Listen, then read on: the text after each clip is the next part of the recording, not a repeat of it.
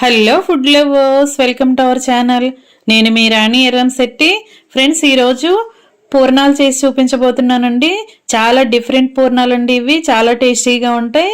శనగపప్పు నానబెట్టుకోవటం, ఉడకపెట్టుకోవటం, గ్రైండ్ చేసుకోవటం, బెల్లం యాడ్ చేసుకోవటం అలాంటి ప్రాసెస్ ఏమీ లేకుండా చాలా సింపుల్గా టేస్టీగా 1 కప్పు సగ్గుబియ్యంతో జల్లీగా పూర్ణాలు చేసి చూపించబోతున్నానండి. ఇంతకు ముందు ఎప్పుడు కూడా ఈ రెసిపీని మీరు చేసి ఉండరు. వీడియోని మధ్యలో స్కిప్ చేయకుండా ఫస్ట్ నుంచి లాస్ట్ వరకు చూడండి. ప్రాసెస్ బాగుంటుంది. పూర్ణాలు కూడా టేస్ట్ చాలా బాగుంటాయండి, కొత్తగా అనిపిస్తాయి. ప్రాసెస్లోకి వెళ్ళిపోదాం. 1 కప్పు నిండా మినపప్పు తీసుకోండి. సేమ్ అదే కప్పుతో బియ్యం తీసుకోండి. పప్పు ఏ క్వాంటిటీలో తీసుకుంటే బియ్యం కూడా సేమ్ క్వాంటిటీలో తీసుకోవాలండి. వాటిని వేరు గిన్నెల్లో వేసుకుని వాటర్ పోసుకుని నానబెట్టుకోండి. ఈ గిన్నెలను పక్కన పెట్టుకుని 4 గంటలు నాననివ్వండి.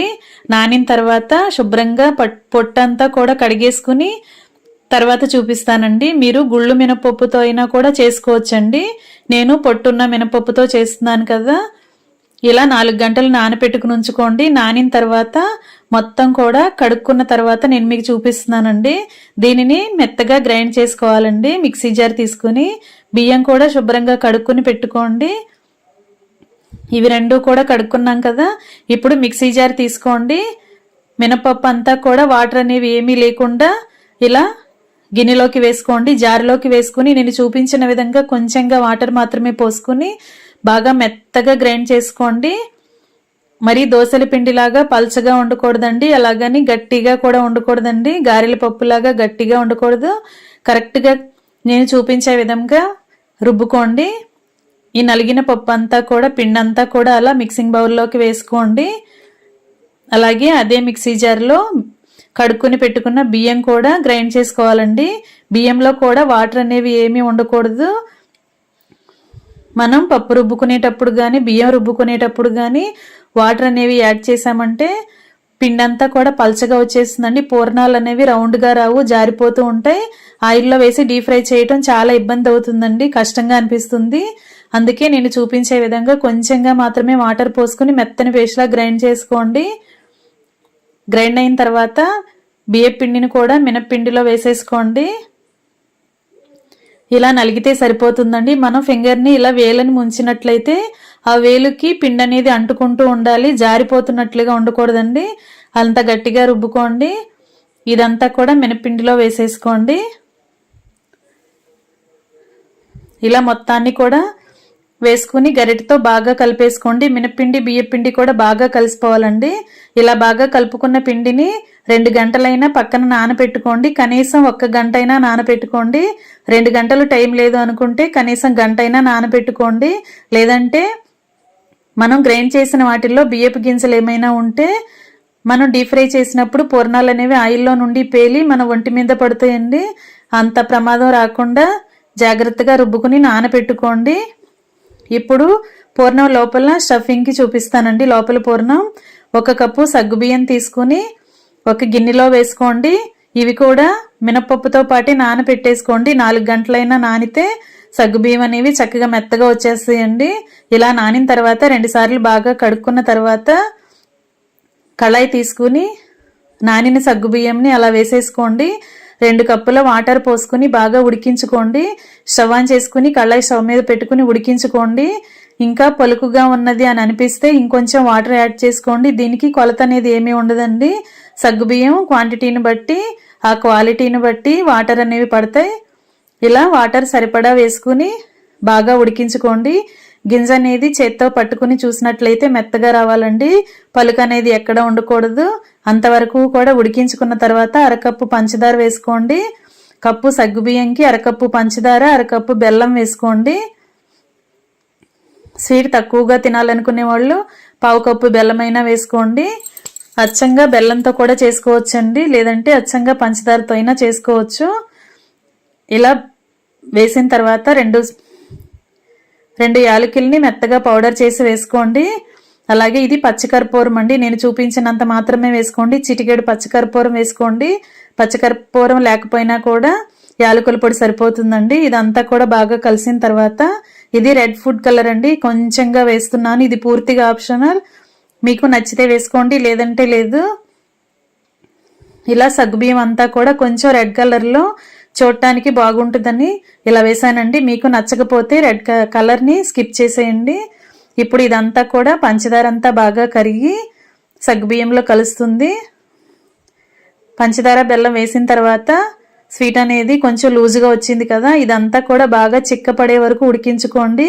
ఇలా ఉడుకుతున్నప్పుడు మధ్య మధ్యలో టేబుల్ స్పూన్ నెయ్యి వేసుకుంటూ ఉండండి. ఇలా నెయ్యి వేస్తే స్వీట్ అనేది కళాయికి అంటుకోకుండా ఈజీగా సపరేట్ అవుతుందండి. ఇలా చిక్కగా ముద్దలాగా వచ్చే వరకు కూడా ఉడికించుకొని స్టవ్ మాత్రం సిమ్లోనే పెట్టుకోండి.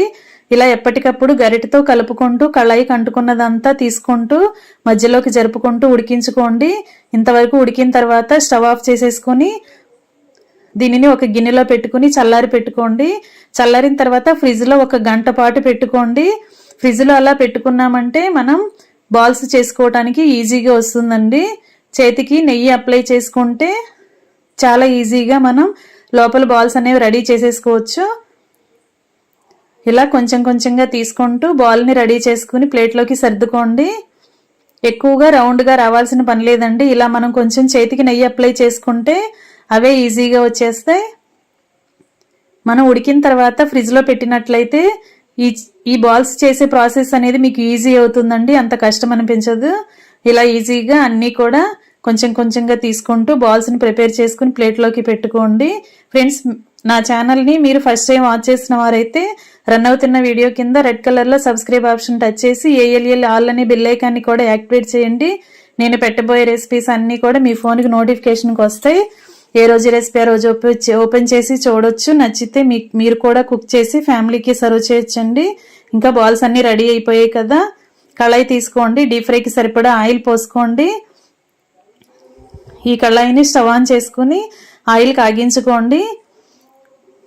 ఈ లోపుగా మనం రుబ్బు పెట్టుకున్న పిండిని చూద్దాం. బాగా నానిందండి. దీనిలోకి 1 టేబుల్ స్పూన్ సాల్ట్ వేసుకోండి. కొంచెంగా వాటర్ పోసుకుని పిండిని కొంచెం లూజ్ చేసుకోండి. ఇలా కొంచెం బాగా కలుపుకున్నట్లయితే చక్కగా వస్తుందండి. ఇలా సాఫ్ట్గా వచ్చిన తర్వాత ఒక గిన్నెతో వాటర్ తీసుకుని పక్కన పెట్టుకోండి. మనం రెడీ చేసుకుని పెట్టుకున్న సగ్గుబియ్యం బాల్స్ అన్నీ కూడా అలా పిండిలో మనకి కనిపించే విధంగా పైన వేసుకోండి. ఇప్పుడు 1 కప్పు నిండా వాటర్ తీసుకుని చేతిని ఎప్పటికప్పుడు వాటర్లో డిప్ చేసుకుంటూ పూర్ణాన్ని రెడీ చేసుకోవాలండి. పిండి అనేది తీసుకోవాలి. మనం తీసుకున్న పిండిని ఎక్కువగా తీసుకుని చేత్తో పిండిని ఎక్కువగా తీసుకుని ఆ సగ్గుబియ్యం బాల్ మీద వేసుకున్నట్లయితే లోపల ఉన్న పూర్ణం అంతా కూడా కవర్ అవుతుందండి. ఇంకా ఆయిల్ కాగిన తర్వాత చేతిని వాటర్లో డిప్ చేసుకుని ఇలా నేను చూపించే విధంగా ఒక్కొక్క పూర్ణాన్ని ఆయిల్లో వేసుకోండి. స్లోగా ఇలా వేసుకోండి. ఫ్లేమ్ని మరీ హైలో పెట్టామంటే వేసిన వెంటనే కూడా మాడిపోతాయండి.